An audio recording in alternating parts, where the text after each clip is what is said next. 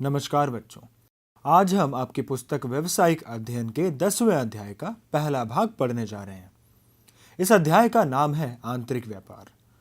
जैसा कि आप सब जानते हैं, व्यापार शब्द का अर्थ होता है वस्तुओं या सेवाओं का लेन देन।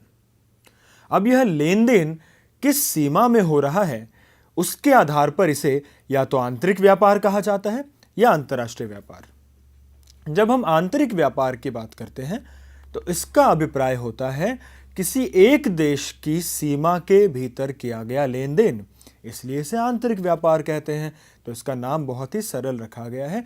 देश के अंदर, देश की सीमाओं के अंदर होने वाला व्यापार आंतरिक व्यापार कहलाता है। आंतरिक व्यापार दो प्रकार का हो सकता है, थोक व्यापार या फुटकर व्यापार। हम एक एक करके इन दोनों प्रकार के व्यापारों व इनके अंदर आने वाले विभिन्न प्रकारों की चर्चा करेंगे। तो चलिए थोक व्यापार से शुरू करते हैं। जैसा कि आप में से कई लोग जानते होंगे, थोक व्यापार व्यापार का वह स्वरूप है जिसमें व्यापारी बड़ी संख्या में वस्तुओं का क्रय करके फिर उसे क्रेताओं तक पहुंचाते हैं। थोक व्यापारियों को थोक शब्द इसलिए प्रयोग किया जाता है क्योंकि ये एक बड़ी मात्रा में यानी थोक में अपना सामान खरीदते हैं और फिर उसे छोटी छोटी मात्रा में अपने से आगे आने वाले व्यापारियों को बेचते हैं। जैसा कि आप जानते होंगे, निर्माता से लेके उपभोक्ता तक पहुंचने तक एक वस्तु कई चरणों से गुजरती है। निर्माता वस्तु का निर्माण करते हैं, फिर उसके बाद एजेंट या थोक व्यापारी उसे प्राप्त करते हैं, फिर उसके बाद फुटकर व्यापारी आते हैं और फिर अंत में उपभोक्ता आते हैं।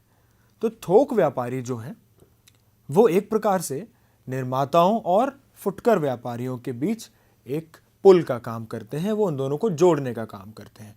थोक व्यापारी निर्माताओं से बड़ी मात्रा में सामान खरीद के फिर फुटकर व्यापारियों को बेचते हैं, जो कि फिर उसे आगे अंतिम उपभोक्ताओं तक पहुंचाते हैं। तो निर्माताओं व फुटकर व्यापारियों के बीच एक पुल का काम करते हुए थोक व्यापारी व्यापार की श्रृंखला में बहुत ही महत्वपूर्ण भूमिका निभाते हैं। ये दोनों तरफ के व्यापारियों यानी निर्माताओं और फुटकर व्यापारियों को बहुत महत्वपूर्ण सेवाएं प्रदान करते हैं। आइए हम एक एक करके इनकी सेवाओं पर चर्चा करते हैं। यदि हम पहले थोक व्यापारियों द्वारा विनिर्माताओं को दी गई सेवाओं की बात करें तो सबसे पहली बात तो यह निकल कर आती है कि थोक व्यापारियों के होने से निर्माता बड़े पैमाने में उत्पादन कर सकते हैं। क्यों? क्योंकि निर्माताओं को अपने उत्पादों को बेचने की चिंता नहीं करनी पड़ती। उन्हें पता है थोक व्यापारी उनसे बड़ी मात्रा में वस्तुओं या उत्पादों को खरीद कर ले जाएंगे। इस कारण निर्माता एक बड़ी मात्रा में अपना उत्पादन कर सकते हैं। और आप तो जानते ही हैं, बड़ी मात्रा में उत्पादन करने के अनेक लाभ होते हैं। उससे वो कच्चा माल ज़्यादा खरीदते हैं जो कि उन्हें सस्ता पड़ता है, जिससे उनकी लागत कम होती है। उनकी जो फैक्ट्री का आकार है उसका उपयोग अच्छे से कर पाते हैं। तो इस प्रकार थोक व्यापारियों के होने से निर्माता बड़े पैमाने पर उत्पादन करके अपनी लागत आदि में भी बचत कर सकते हैं। इसके अलावा थोक व्यापारी निर्माताओं के लिए जोखिम भी उठाते हैं, क्योंकि यदि थोक व्यापारी नहीं होते तो निर्माताओं को अपने उत्पादों को अपने ही गोदामों में या अपने पास ही रखना पड़ता, जिसके कारण उन वस्तुओं को कई प्रकार के नुकसान का खतरा होता है। लेकिन थोक व्यापारी जब वस्तुओं को निर्माताओं से ले जाकर अपने पास रखते हैं तो उनको होने वाले नुकसान का जोखिम निर्माताओं की जगह थोक व्यापारी उठा लेते हैं। इस प्रकार निर्माताओं का जोखिम थोड़ा कम हो जाता है। तीसरी सेवा है वित्तीय सेवा या वित्तीय सहायता। थोक व्यापारी निर्माताओं को वित्तीय सहायता भी प्रदान करते हैं। अब यह कैसे होता है? यह इस प्रकार से होता है कि थोक व्यापारी दरअसल ज़्यादातर बड़े आकार के बड़े धन संपत्ति वाले व्यापारी होते हैं। तो इस कारण जब ये थोक व्यापारी निर्माताओं से वस्तुएं खरीदते हैं तो वो उसका भुगतान भी नकद में करते हैं। इसकी वजह से निर्माताओं को कभी नकद या पैसे की कमी नहीं होती। उन्हें अपने वस्तुओं की बिक्री के बदले में तुरंत ही पैसे मिल जाते हैं, जिसका उपयोग करके वो अपने उत्पादन को आगे चला सकते हैं। तो इस प्रकार थोक व्यापारी वित्तीय रूप से भी निर्माताओं की सहायता करते हैं। थोक व्यापारियों द्वारा दी गई चौथी सेवा यह है कि वो निर्माताओं को विशेषज्ञ सलाह भी प्रदान करते हैं, क्योंकि थोक व्यापारी सीधे तौर पर और गहरे तौर पर बाजार पर नजर रखते हैं। वो देखते हैं कि किस प्रकार के वस्तुओं की मांग ज्यादा है, बिक्री ज्यादा है, लोगों में उसकी पहचान ज्यादा है। इस तरह की जानकारियां वो निर्माताओं को प्रदान करते हैं, जिससे कि निर्माताओं को अपने वस्तुओं या उत्पादों में सुधार करने या नए प्रकार के उत्पादों का निर्माण करने में सहायता मिलती है। इसके अतिरिक्त पांचवी सेवा के रूप में थोक व्यापारी निर्माताओं की निरंतरता में सहायता करते हैं, क्योंकि थोक व्यापारियों के होने से निर्माताओं को ना तो वस्तुओं के स्टॉक रखने की चिंता करनी पड़ती है, ना ही वस्तुओं की बिक्री की चिंता करनी पड़ती है। निर्माता केवल अपना ध्यान निर्माण पर देते हैं और जिन भी वस्तुओं का वो निर्माण करते हैं, थोक व्यापारी उनसे उसे खरीद कर बाजार में फैला देते हैं। तो इस कारण निर्माताओं द्वारा निर्मित वस्तुओं की मांग में एक प्रकार की निरंतरता बनी रहती है। उसमें रुकावट या बहुत लंबा अंतर नहीं आता कि आज वस्तुएं बिकी और फिर कुछ समय तक मांग नहीं होगी, फिर बाद में वस्तुओं की मांग आएगी। इससे निर्माता बच जाते हैं। उन्हें यह एक सुनिश्चित हो जाता है कि उनकी वस्तुएं निरंतर बाजार में पहुंचेंगी। थोक व्यापारी उनकी सहायता करेंगे वस्तुओं को ग्राहकों तक पहुंचाने में। तो इस प्रकार थोक व्यापारी निर्माताओं के लिए बड़ी महत्वपूर्ण सेवाएं प्रदान करते हैं, लेकिन उसी के साथ वो अपने से आगे आने वाले फुटकर विक्रेताओं के लिए भी बहुत महत्वपूर्ण है, क्योंकि सबसे पहली बात तो यह है कि फुटकर विक्रेताओं को वस्तुओं की उपलब्धता थोक व्यापारियों द्वारा ही होती है। अब फुटकर विक्रेता होते हैं छोटे छोटे आकार के छोटे दुकानदार, जो सामान्यतः वस्तु प्राप्त करने के लिए निर्माताओं तक या उनके फैक्ट्रियों तक नहीं जा सकते। ऐसे में थोक व्यापारी जब बड़े पैमाने पर वस्तुएं खरीद के रखते हैं, तो एक थोक व्यापारी से कई फुटकर विक्रेता जाकर वस्तुएं खरीदते हैं। उन्हें वस्तुओं की कमी नहीं होती, वो जब चाहें छोटी छोटी मात्रा में जाकर वस्तुएं थोक व्यापारियों से खरीद सकते हैं। तो वस्तुओं की एक निरंतरता और उपलब्धता बनी रहती है। इसके अलावा थोक व्यापारी फुटकर विक्रेताओं को विपणन में भी सहायता करते हैं। विपणन का अर्थ होता है वस्तुओं को ग्राहकों तक पहुंचाना, उन तक उनके बारे में जानकारी देना, प्रचार करना। इसके लिए जो भी सहायता फुटकर विक्रेताओं को चाहिए होती है, चाहे वो पोस्टर लगाना हो, चाहे वो किसी प्रकार की योजना चलाना हो, चाहे वो कोई अन्य गतिविधि हो जिसके द्वारा ग्राहक फुटकर विक्रेताओं तक पहुंचे और सामान खरीदें, ऐसे विपणन गतिविधियों में भी थोक व्यापारी उनकी सहायता करते हैं। तीसरा और एक बहुत ही महत्वपूर्ण काम वो ये करते हैं कि वो फुटकर विक्रेताओं को कई बार साख भी प्रदान करते हैं। फुटकर विक्रेता छोटे विक्रेता होने के कारण कई बार उतनी संपत्ति नहीं रख पाते या उतना धन नहीं रख पाते। ऐसे में यदि कई बार उनके पास धन की कमी भी हो, तो अपनी जान पहचान के बल पर वो थोक व्यापारियों से साख प्राप्त कर सकते हैं, यानी उधार खरीद सकते हैं। चौथा कार्य जो थोक व्यापारी करते हैं वो है विशिष्ट ज्ञान प्रदान करना, क्योंकि फुटकर विक्रेता बहुत ज़्यादा विशेषज्ञ नहीं होते किसी वस्तु या बाजार के, जबकि थोक व्यापारियों को निर्माताओं से भी जुड़े होने और बाजार से भी जुड़े होने के कारण वस्तुओं की एक बहुत विशिष्ट सूचना व ज्ञान प्राप्त होता है। वो उस ज्ञान को फुटकर विक्रेताओं तक पहुंचाते हैं, जिसका फायदा फुटकर विक्रेताओं को अपने बिक्री में मिलता है। वह अंत में फुटकर विक्रेताओं के जोखिम में भी कमी आती है, क्योंकि फुटकर विक्रेताओं को बड़ी संख्या में वस्तुएं नहीं रखनी पड़ती। ये काम थोक व्यापारी कर देते हैं। तो फुटकर विक्रेता छोटी छोटी मात्रा में वस्तुओं को खरीद कर रख सकते हैं।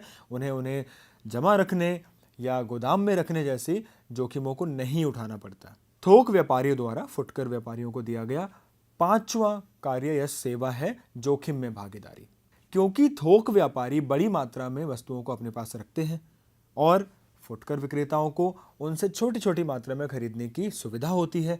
तो फुटकर व्यापारियों को अपने पास गोदाम आदि रखने की आवश्यकता नहीं होती। वस्तुओं को रखकर उनके खराब होने जैसे जोखिम उठाने की आवश्यकता भी नहीं होती। इस प्रकार थोक व्यापारी फुटकर विक्रेताओं के जोखिम में भी भागीदारी लेकर जोखिम को कम करते हैं। तो हमने देखा कि कैसे थोक व्यापारी निर्माताओं और फुटकर व्यापारियों के बीच की एक महत्वपूर्ण कड़ी है।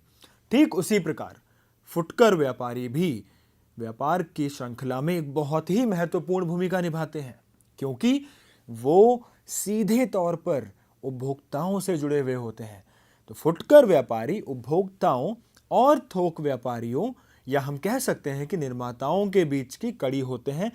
एक तरफ है उपभोक्ता अंतिम ग्राहक व दूसरी तरफ है बड़े व्यापारी या निर्माता। इनके बीच की कड़ी है फुटकर व्यापारी। ये छोटी छोटी मात्रा में वस्तुओं को खरीदकर अपने दुकानों में रखते हैं और सामान्यतः फुटकर व्यापारी लोगों के घरों के आसपास ही दुकानें खोलते हैं, जिससे लोगों को कई प्रकार की सुविधाएं होती हैं। ना केवल लोगों को बल्कि ये व्यापारी थोक व्यापारियों या निर्माताओं के लिए भी बहुत महत्वपूर्ण होते हैं। तो आइए एक एक करके इनकी द्वारा दी गई सेवाओं पर भी चर्चा करते हैं। यदि हम पहले उत्पादकों या थोक विक्रेताओं की तरफ इनकी सेवाओं की बात करें, तो अब थोक विक्रेता या उत्पादक तो खुद हर ग्राहक तक जाकर वस्तुएं वितरित नहीं कर सकते।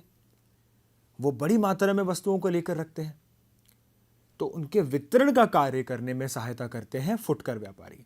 फुटकर व्यापारी थोक विक्रेताओं से वस्तुओं को खरीदकर अपने पास रखते हैं, लोगों के पास पहुंचाते हैं, जिससे कि वस्तुओं के वितरण में सहायता मिलती है। इसके अलावा इनका दूसरा लाभ है व्यक्तिगत विक्रय। फुटकर व्यापारी सामान्यतः उपभोक्ताओं या ग्राहकों से सीधे तौर पर जुड़े होते हैं। वो ग्राहकों से बातचीत करते हैं, उनसे मिलते हैं, उन्हें जानते हैं और वस्तुओं को व्यक्तिगत रूप से बिक्री करने में या विक्रय करने में सहायता करते हैं। जब कोई ग्राहक या उपभोक्ता किसी फुटकर व्यापारी के दुकान पर आता है, तो वह व्यापारी उसे बता सकता है कि कौन सी वस्तु उसे खरीदनी चाहिए, कौन सी नहीं खरीदनी चाहिए, या किसमें क्या लाभ और किसमें क्या लाभ नहीं है। इस प्रकार ये व्यापारी वस्तुओं की व्यक्तिगत रूप से बिक्री करने का भी काम करते हैं।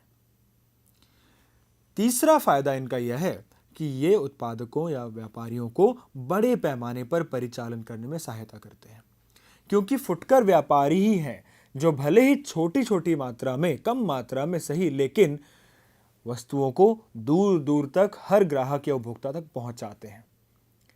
इस कारण थोक व्यापारियों को अपने बड़े पैमाने पर रखे गए स्टॉक की भी बिक्री की चिंता नहीं होती। उन्हें पता है यदि वो बहुत सारा स्टॉक भी लाते हैं तो उसे अनेक फुटकर व्यापारी उनके पास से खरीदकर घर घर पहुंचाने में सहायता करेंगे।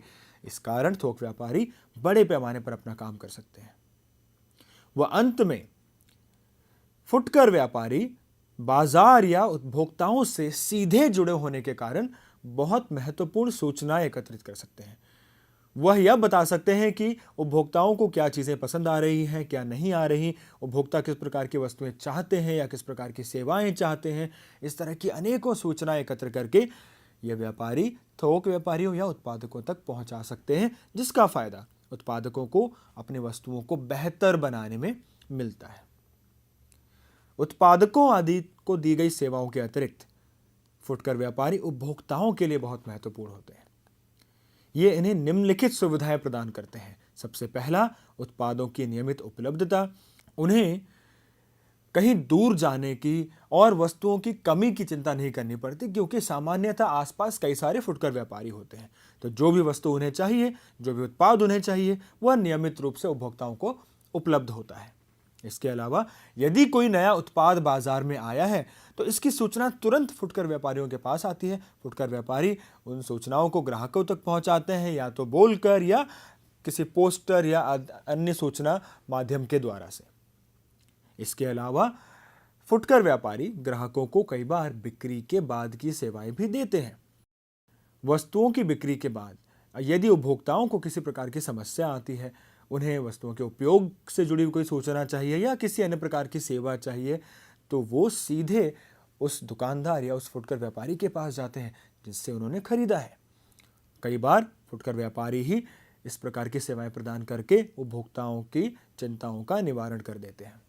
इसके अलावा इनकी चौथी सेवा यह है कि ये व्यापारी ग्राहकों को चयन के पर्याप्त अवसर प्रदान करते हैं, क्योंकि एक फुटकर व्यापारी के दुकान में एक ग्राहक को कई प्रकार की वस्तुएं मिल जाती हैं।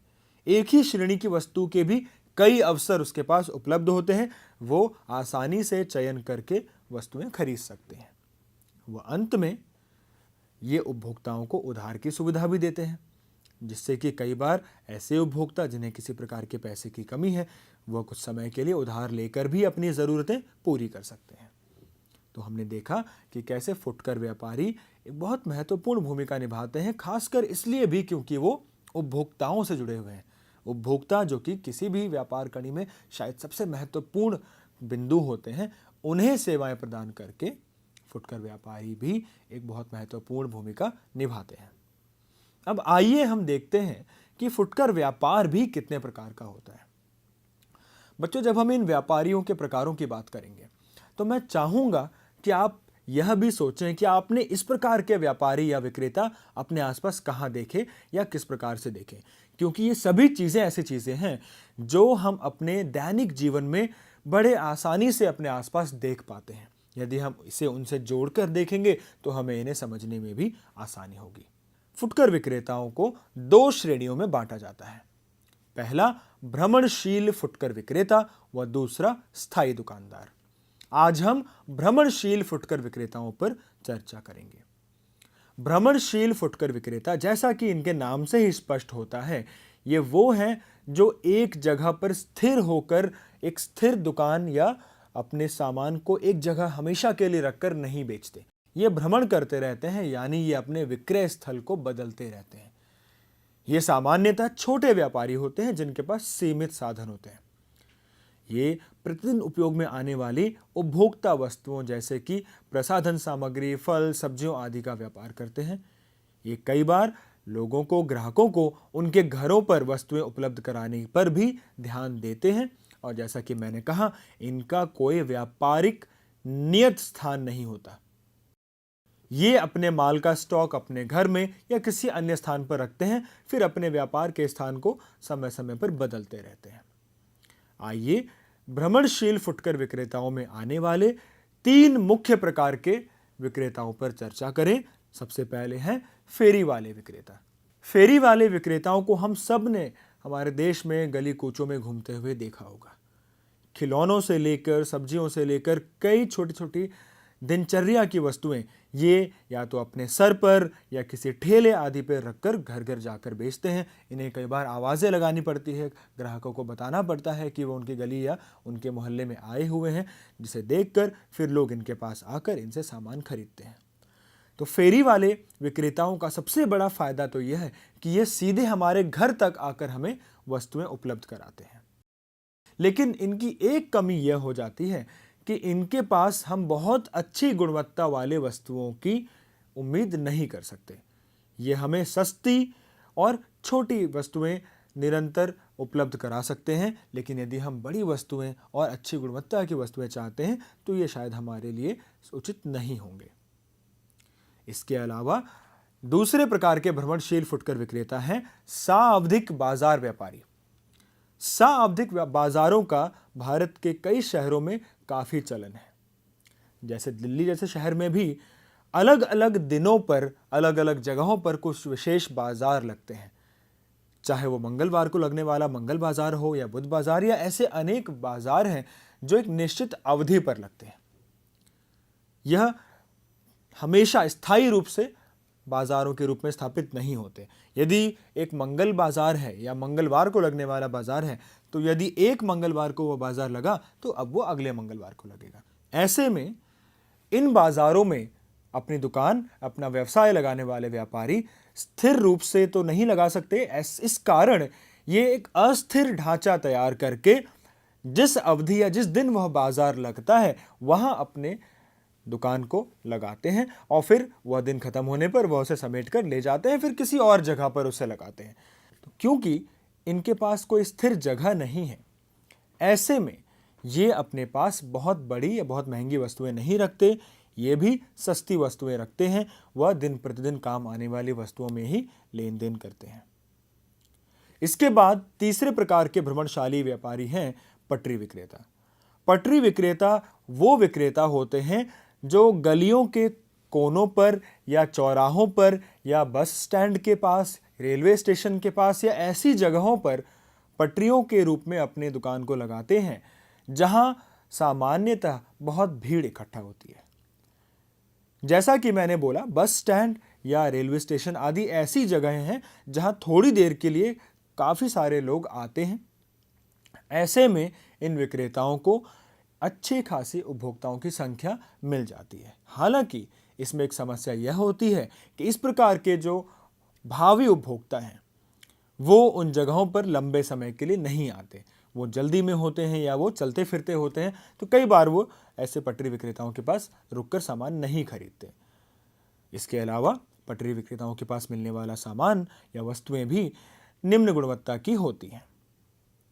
तो यदि हम एक सामान्य रूप से देखें तो जितने भी भ्रमणशील फुटकर विक्रेता होते हैं, चाहे वो फेरी वाले हों, वो सावधिक बाजार व्यापारी हों या वो पटरी विक्रेता हों, जहां वो एक तरफ हमें सस्ती वस्तुएं प्रदान करते हैं, वो निरंतर वस्तुएं प्रदान करते हैं जिससे कि ऐसे उपभोक्ता जो कुछ पैसे बचाना चाहते हैं, जो कम कीमत पर वस्तुओं को खरीदना चाहते हैं, उनकी समस्याएं दूर होती हैं। वहीं दूसरी तरफ अच्छी गुणवत्ता वाले बड़ी वस्तुओं को खरीदने वाले क्रेताओं के लिए ये विक्रेता उचित नहीं होते।